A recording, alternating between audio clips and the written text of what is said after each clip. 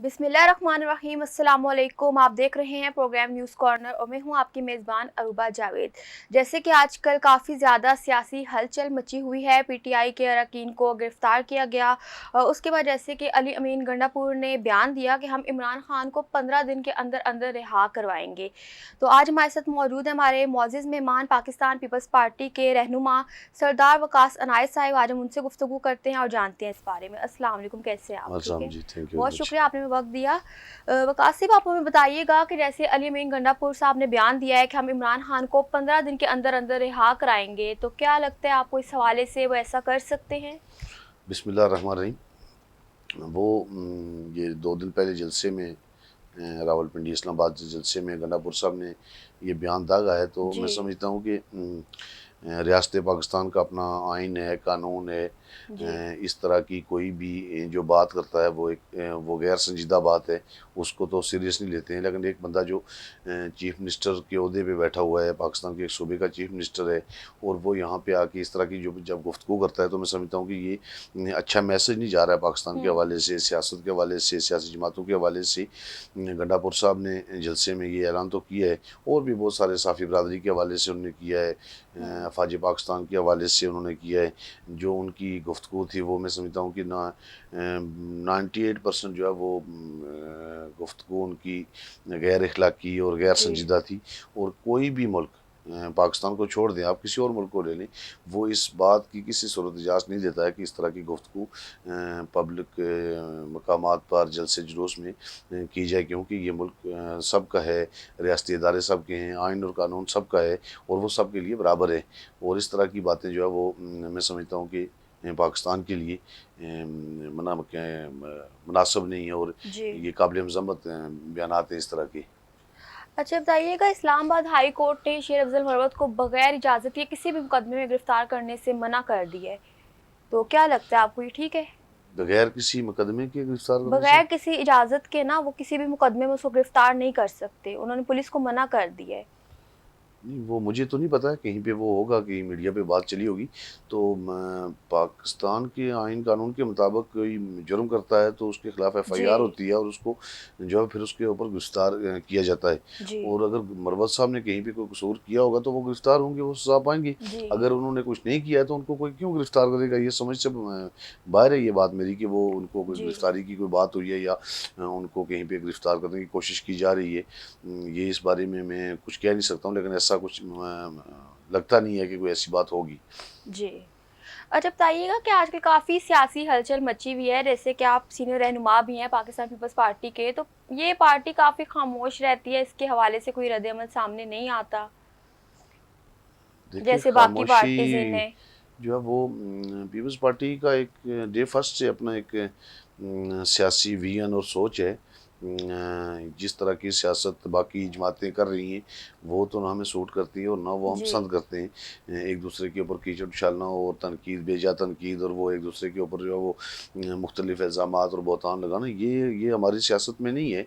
हुँ। और आसिफ अली जरदारी साहब ने जिस तरीके से सियासत की है, बीबी शहीद की शहादत के बाद 2007 से लेकर 5 साल उन्होंने गवर्नमेंट की है, गो कि उन्होंने प्राइम मिनिस्टर की कुर्बानी भी दी अपने की, लेकिन हुँ।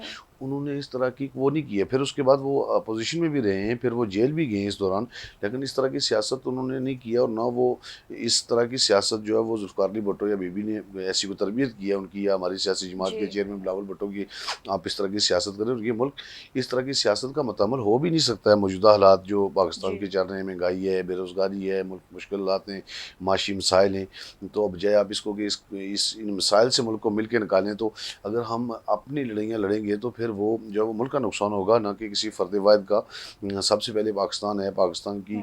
ये सालमियत बका सबसे पहले है, उसके बाद जो है वो साथ से सियासत भी होगी, इलेक्शन भी होंगे, वोट भी लिया जाएगा, वो सारी बातें बात की हैं। लेकिन इसके बावजूद आसिफ अली जरदारी ने जिस तरीके से ये गवर्नमेंट में जो है वो इसको चलाने में अपना अहम किरदार अदा किया है, वो जी। मैं समझता हूँ कि संजीदा हल्के जो है वो इसको जो है वो दाद देते हैं कि वो एक फ़ेम व फ़रासत वाली शख्सियत है। इस तरह की जो सियासत है वो पाकिस्तान में वो बहुत कम बच गई जी। है, और जिस तरह वो पाकिस्तान में मुख्तलिफ सियासी क़ुव्वतों को जोड़ने की बात कर रहे हैं, वो काबिल दीद है, और एक आम शहरी भी जो है वो आज उनकी सियासत को दाद दे रहा है। अच्छा सरदार वक़ास साहब, ये जो सियासतदान हैं, ये जो गलत ज़ुबान का इस्तेमाल करते हैं, गैर मुहज़्ज़ब अल्फाज बोले जाते हैं जलसे जुलूस में, तो इस हवाले से आप क्या कहना चाहेंगे? देखिए आप क्या इस पे कोई मैं तो कानून होना चाहिए कि इनको रोका जी, जाए? कानून सबसे पहले तो आपका ज़मीर है, आपकी जो हुँ, है वो सियासी तरबियत है, बाकी कानून तो वो बात की बात है। मैं समझता हूँ कि आप ट्रैक रिकॉर्ड हम तो अपने खुद ज़िम्मेदार हैं। जी, आप देखें ट्रैक रिकॉर्ड उठा के तो हमने कभी जो है वो हमारी लीडरशिप ने या हमारे जो लोग हैं उन्होंने कभी इस तरह की वो ज़ुबान इस्तेमाल नहीं की है। जी, ऑन ऑन रिकॉर्ड यानी ये कोई ऐसी ढकी-छुपी बात नहीं है। ये इल्ज़ाम तराशी और इस तरह के अल्फाज जलसे में, जुलूसों में और जी। मीटिंग्स में जिस तरीके से और इवन पार्लियामेंट तक भी इस तरह की जो है वो माहौल पैदा किया गया है। हम किसी के ऊपर तनकीद नहीं करते हैं। पिछले अरसे में जब इमरान खान साहब हुकूमत में थे तो बाकी लोग उनके ऊपर किस तरीके से कर रहे थे और जब अभी जो है गवर्नमेंट बनी तो इमरान खान साहब के लोग जो है वो किस तरीके से वो उनके ऊपर वो कर रहे हैं। ये चीज़ें जो है वो हमें सूट नहीं करती हैं, ना हमारी सियासी तरबियत में है, ना हुँ, हमें जो है वो ये सिखाया गया है। हम इश्यूज़ के ऊपर सियासत करते हैं। मुल्क की अंदर जो है वो हमारा एक किरदार है, इस पाकिस्तान को बनाने और सँवारने में हम अपना किरदार अदा करना चाहते हैं, ना कि हम अपनी ज़ाती जंग, लड़ाई या कोई इस तरह का माहौल पैदा करके हम किसी को जो है वो नुकसान पहुँचाना चाहते हैं, ऐसा हरगिज़ नहीं है। जी। अच्छा, सरदार वक़ास साहब, ये 22 सितंबर को जो है लाहौर में जलसा करने का ऐलान किया है पीटीआई ने, और हमारी हुकूमत ने बड़ा वाज़ेह तौर पे उन्हें चैलेंज किया है कि आप हमें जो है अटक पुल क्रॉस करके दिखाएँ। तो क्या लगता है आपको, क्या ये जलसा होगा? कि जलसा जो है वो सियासी जमात कोई भी है उसको हक है जलसा करने का। जी, यहाँ पे जमहूरियत है लेकिन जो लब व लहजा वो लोग इस्तेमाल कर रहे हैं ये काबिल कबूल नहीं है। इसके ऊपर ऑब्जेक्शन हो सकता है कि जी। आप जो है वो ये कह दें कि होए मैं आ रहा हूँ, मैं जा रहा हुँ, हूँ। इस तरह का जो सियासी रवैया है ये तब्दील करने की ज़रूरत है। अगर आपका जी। कोई इख्तलाफ है तो आप पब्लिक में जाएँ, आप उनके साथ कहें, उनके साथ गुफ्तगू करें, ना कि आप जो है वो स्टेज से होकर गालम गलौज देंगे और वो फिर एक वो पीछे आपकी एक वो सोशल मीडिया टीम है वो बैठ के तो वो उसको वायरल करती जाएगी दुनिया में। पूरी दुनिया में जो है वो बाहर भी आपके लोग बैठे हुए हैं, यहाँ भी हैं। तो इस हुँ, तरह का माहौल जो है वो उसके ऊपर वो काबिल कबूल तो हो नहीं सकता है। बाकी जलसा आप करें, आपने ये किया जलसा संजानी में तो कौन सा पाकिस्तान फ़तह कर लिया, वो आपका हक है। वहाँ भी जी, जाके करें, लाहौर में करें, पेशावर में करें, कराची में करें, आपका मुल्क है, आप जलसा जी। करें, आप एक सियासी जमात हैं और आप जो है वो आप इस बात से कोई इनकार नहीं कर सकता है। और जहाँ तक बात खान साहब की है तो वो आइन और कानून उनको छोड़ेगा, जब चाहेंगे वो छोड़ेंगी, जब तक वो अंदर हैं वो अपनी सज़ा भुगत रहे हैं। तो बाकी जलसे करने से क्या हो जाता है और या जलसे करने से बजाय इसके कि देखें ना एक रेहड़ी-बान, एक ठेले वाला नुकसान उठाता है। हुँ, बड़े जो सरमायादार हैं उनको नुकसान नहीं होता है, रेहड़ी वाला कैसे रेहड़ी लगाएगा? जी। 20-20 किलोमीटर एरिया बंद हो जाता है। तो इस तरीके से जो है वो सुजुकी रक्शे वाला आदमी जो है वो हुँ, मुतासर होता है, दिहाड़दारी वाला बिल्कुल। मज़दूर जो है मुतासर होता है, ना कि बड़े लोग जो है वो मुतासर होते हैं। तो इस मुल्क के अंदर सबसे बड़ा तबका जो है वो मज़दूर तबका है मैं समझता हूँ। तो उनको दिहाड़ी वो लगाते हैं तो शाम को बच्चों का पेट पालते हैं। तो आप ये जंग जो है वो एक तरीक़ाकार के साथ लड़ें ताकि लोग डिस्टर्ब भी ना हों, लोगों को तकलीफ़ भी ना हो और आप अपने जी।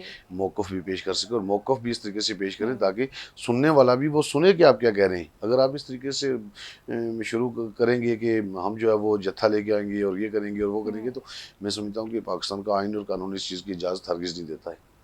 अच्छा, बताइएगा, इस चीफ जस्टिस की जो है मुद्दत मुलाज़मीन में तोसी का कहा गया है कि 2 साल तक जो है चीफ जस्टिस की जो है ना मुलाज़मीन, चीफ जस्टिस की मतलब कि जो ड्यूरेशन है उसमें इज़ाफ़ा किया जाए। तो इस हवाले से आपको क्या लगता है, किस तरह का फ़ैसला अगर होगा तो वो ठीक होगा? देखिए जी चीफ़ जस्टिस वो पाकिस्तान के चीफ़ जस्टिस हैं।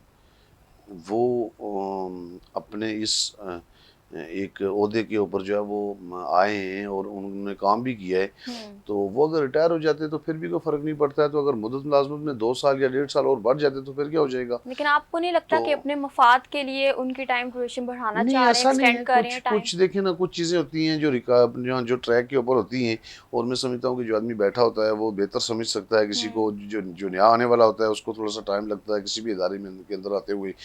तो अगर वो 2 साल मज़ीद रह भी जाएँ तो कोई बात तो है नहीं है है, किसी को ये नहीं है कि काबिल कबूल नहीं है, ये लेकिन अपने। चीफ जस्टिस साहब ने खुद एक्सटेंशन लेने से इनकार कर दिया है। मैंने यही कहा है ना कि अगर वो जी रह जाएं तो कोई बात नहीं है, और अगर वो चले जाएं तो दूसरा आने वाला बंदा भी काम करेगा। जी चीफ जस्टिस जो है वो इससे पहले भी कितने लोग आए हैं और वो अपनी टेन्योर पूरा करके वो रिटायर भी हुए हैं, वो जाए वो जो हम्म गए भी हैं। तो अगर एक्सटेंशन मिल जाती है साल 6 महीने के लिए, 2 साल के लिए, तो मैं नहीं समझता हूँ कि कोई बात है। ऐसा वो कुछ नहीं है। ये एक है कि मैंने कहा पहले भी आपको कि हो सकता है कुछ ऐसे फैसले हों। चीफ जस्टिस पाकिस्तान जो है वो एक बहुत बड़े आईनी ओहदे के ऊपर है, हम्म पाकिस्तान का सुप्रीम कोर्ट का चीफ जस्टिस।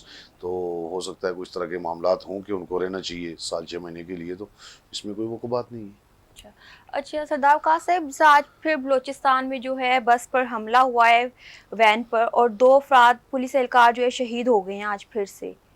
तो इस जी हवाले से आप जी क्या जी, कहना चाहेंगे? इस तरह पहले भी होता आ रहा ये है। अफसोसनाक खबर है। बलूचिस्तान के अंदर बहुत टाइम हम्म से लेकर हमें जो है वो वहाँ मुश्किलात का सामना है। और हमें ही संभालना पड़ेगा। हम्म बेशुमार हमारे वहाँ उस सूबे के अंदर जो है वो साजिश होती आ रही है बहुत टाइम से। लेकिन हम ये चाहते हैं कि वो सूबा जो है वो तरक्की करे, उन लोगों को पूरे हकूक़ दिए जाएँ, उन लोगों को ऑन बोर्ड, वहाँ के जो मुकामी लोग हम्म हैं, जो ट्राइब्स हैं, उनको साथ मिलाया जाए। और ये सारी चीज़ें उन लोगों के साथ मिला के तो हम इन सारी मुश्किलात को काबू पा सकते हैं। बैरूनी मुदाखलत जहाँ तक है वो हमें उस चीज़ को देखना होगा कि वो कहाँ से हो रही है, किस तरह हो रही है, कौन कर रहा है, उसका सदेबाब करना हमने। उसको रोकेंगे हम्म कैसे, उसको कंट्रोल कैसे करेंगे आप। तो ये सारी चीज़ें जब आप बैठेंगे तो करेंगे। एक सूबा जो बलूचिस्तान है उसकी अपनी अहमियत है अपनी जगह के ऊपर, मुल्क पाकिस्तान में वफाकी हुकूमत के अंदर भी, और वो सारी चीज़ें हैं। तो हमने ये देखना है कि ये सारी चीज़ें, इस मुल्क को संभालना कैसे है, इस मुल्क को चलाना कैसे है, सूबे को किस तरीके से हम जो है वो उसको तरक्की की राह पर गामज़न कर सकते हैं। ये सारे सवालात अपनी जगह पे। और जी वो सियासी को ही फैसला करना पड़ेगा सबको हम्म बैठ के। और हुकूमत वक्त की सबसे बड़ी जिम्मेदारी है, मैं समझता हूँ कि वो वहाँ पर जाकर लोगों से मिलकर ये सारे मामलात हल करें वो। अच्छा, हाफिज नईम ने हुकूमत को आईनी तरमीम में छेड़छाड़ ना करने का मशवरा दिया है, तो क्या कहेंगे आप इस हवाले से? हाफ़िज़ साहब की अपनी राय हो सकती है। मुल्क के अंदर जी आइनी तरमीम होती आई हैं और वो हम्म होती रहेंगी। जमात इस्लामी का एक अपना मौक़िफ़ है। वो एक अलग डिबेट है कि वो क्यों नहीं कह रहे हैं। हाफ़िज़ साहब काबिल एहतराम आदमी हैं। उनके साथ तो वो एहतराम वाला तल्लक है। एक जमात के अमीर भी वो हैं। लेकिन ये है कि मुल्क के अंदर ये तो एक, मैं समझता हूँ कि एक वो बात, अजीब बात है कि आप मुल्क के अंदर जो है वो जी फ़िलवक़्त तरमीम नहीं कर सकते, तरमीम नहीं ला सकते। जी तरमीम अगर ज़रूरत है तो आप लेके आएँ, और वो तरमीम पार्लियामेंट के ज़रिए आएगी, सेनेट के ज़रिए आएगी। और वो सेनेट जहाँ पे लोग बैठे हुए हैं, वो अवाम के नुमाइंदे भेजे गए हैं पार्लियामेंट के जी लिए अंदर। और वो उनको इसलिए भेजा गया है कि वो कानून साज़ी करें रियासत के हम्म लिए, मुल्क पाकिस्तान के लिए, मुल्क पाकिस्तान की फ़लाह बहबूद के लिए वो कानून साज़ी करें। तो वो अगर मुनासिब किसी भी हवाले से समझते हैं कि हम करें, तो वो अपनी वो अक्सरियत के साथ वो कानून साज़ी करके उसको तरमीम कर लेंगे। अच्छा बताइएगा कि ये जो चीन और सऊदी अरब है, ये आईएमएफ का प्रोग्राम मुमकिन बनाने के लिए जो है ना काफ़ी अहम किरदार अदा कर रहा है, तो इस हवाले से आपको क्या लगता है?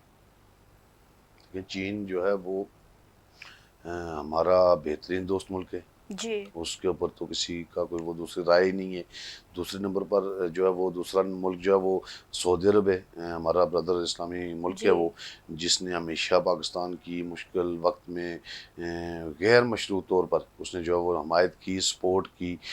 चाहे वो आपका कोई कुदरती आफत हो, ज़लज़ला हो, सैलाब हो, जंगी हालात हों, वो हर वक्त पाकिस्तान के साथ और पाकिस्तानी कौम के साथ शाना बशाना खड़े रहे। और चीन ने भी कभी कोई कसर नहीं छोड़ी है। और हम्म इन्होंने पाकिस्तान की तरक्की में, इन दोनों ममालिक ने पाकिस्तान की तरक्की में उनका एक अपना एक वो आप कह सकते हैं कि किरदार है जिसको कभी जुटलाया नहीं जा सकता है। चीन और सऊदी अरब हमारे लिए, मैं समझता हूँ कि उनकी दोस्ती जो है वो पूरी दुनिया की दोस्ती एक तरफ, और चीन और सऊदी अरब की दोस्ती हमारे लिए जी उसकी एक अपनी अहमियत और उसकी अपनी पोजीशन है। चीन के साथ हमारे तल्लुकात किसी और तरह के, सऊदी अरब के साथ हमारे मजहबी तल्लुकात भी हैं। जी बड़ा इस्लामी मुल्क है, हमारा भाई है, हम्म जिन्होंने हमेशा जो है वो, ये दोस्ती तो आज की नहीं है। सऊदी अरब के साथ शाह फैसल के दौर से लेकर जुल्फ़िकार अली भुट्टो ने जो है इस दोस्ती की बुनियाद रखी थी, और वो आज तक कायम व दायम है। और ये दोस्ती आगे बढ़ेगी, और वो हर मुश्किल वक्त में हमारा साथ देंगी, हमें ये उम्मीद है। चला। अच्छा सरदार कासिम, आपको क्या लगता है कि जो आईएमएफ है, क्या ये पाकिस्तान को डिफ़ॉल्ट होने की तरफ धकेलना चाहता है? नहीं, ऐसी बात नहीं है। आईएमएफ का प्रोग्राम है और हम्म। हम कब वो कोई अपनी मर्जी से या वो शौक से जा रहे हैं। मुल्क के जी। हालात ऐसे हैं कि आपको आईएमएफ का प्रोग्राम करना पड़ेगा। जी। हाँ, उसमें यह है कि आपने जान कैसे छुड़ानी है मुस्तकबिल में। आपने एक ऐसी पॉलिसी लानी होगी मुल्क के अंदर कि आप अपनी एक्सपोर्ट को बढ़ाएंगे, आपके मुल्क में डॉलर्स आएंगे, आपके मुल्क के अंदर सनत तरक्की करेगी, जी। ताकि फिर आप ये इन चीज़ों से जान छुड़ाएंगे ताकि ये मुल्क जो है वो तरक्की करे, टैक्सेस कम होंगे, महंगाई ख़त्म होगी। तो आईएमएफ का जो प्रोग्राम है ये मैं समझता हूँ कि कोई भी आदमी, कोई भी हुकूमत हो, कतई नज़र से हम्म। छोड़ दें आप किसी सियासी जमात को कि मैं ये कहूँ कि हम नहीं जाते या दूसरा जाता है, नहीं, ऐसी बात नहीं है। कोई भी नहीं जाता है और कोई भी ये नहीं जी। चाहता है कि हम आईएमएफ के साथ जाएँ। बाज़ औक़ात मजबूरी है। ये एक हमारे हमारे अंदर कमी है कि हमने काम नहीं किया है, उस तरीके से डिलीवर नहीं किया है। तो हमें बार-बार आईएमएफ के प्रोग्राम में जाना पड़ता है और ये जितना जल्दी मुमकिन हो सके हमने आईएमएफ से हमने जो है वो छुटकारा हासिल कर लेना चाहिए। जी, लेकिन अभी क्या लगता है सर आपको कि क्या ये जो मौजूदा हुकूमत है ये आईएमएफ से कर्जा हासिल करने में कामयाब हो पाएगी? फिलहाल जो हाँ, उनकी ज़रूरत हाँ, है? देखिए ना, वो तो मिसाइल तो हैं अपनी जगह पे। प्रोग्राम चलेगा आईएमएफ का। ये तो एक टाइम पहले भी था कि जी नई प्रोग्राम ऑन होगा जब ये गवर्नमेंट आई थी और ये हो जाएगा, और वो बहुत सारी एक वो लंबी कहानी है। मुख्तलिफ लोगों ने जो है वो किया था, जी। लेकिन ऐसा है नहीं है। आईएमएफ का प्रोग्राम कामयाब होगा और वो हमारी सपोर्ट करेंगे और ये गवर्नमेंट जो है वो यही उसी को लेकर चलेगी और ये गवर्नमेंट जो है वो इस मुल्क को भी मुश्किलात से हुँ, निकालने के लिए कोशिशें इंशाल्लाह मुल्क तरक्की करेगा। पाकिस्तान तो सबका इंशाल्लाह। है। जी।